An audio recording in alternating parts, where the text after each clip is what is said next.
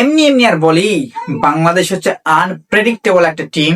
আগে ছিল পাকিস্তান, পাকিস্তানের থেকে একদম যুদ্ধ করে এই আনপ্রেডিক্টেবল এই ক্যারিশমাটা একদম কেড়ে নিয়েছে বাংলাদেশ। আজকে বাংলাদেশ হয়ে গেছে আনপ্রেডিক্টেবল একটা টিম, যার কোনো কিছুই প্রেডিকশন করা একদমই কি সম্ভব না। যে বাংলাদেশ দেখেন, ওয়ান ডেতে 30 ওভারের মধ্যে 100 রান করতে পারে না।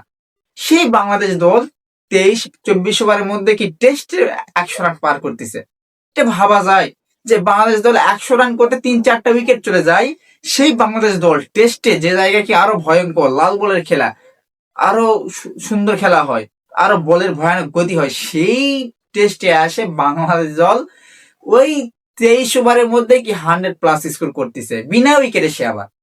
এই জন্য বলা হয় বাংলাদেশ আনপ্রেডিক্টেবল। এ আজকে দেখবেন টেস্ট খুব সুন্দরভাবে জিতছে, পরক্ষণে ওয়ান ডে অথবা টি-20তে গুহারা হারবে। এইটাই হচ্ছে বাংলাদেশ দল। আগে আমি বলে রাখলাম যে বাংলাদেশ টেস্ট জিতছে, টি-20 ওয়ান ডেতে দেখবেন যে একটা না একটা ম্যাচ হতাশ করবেই করবে।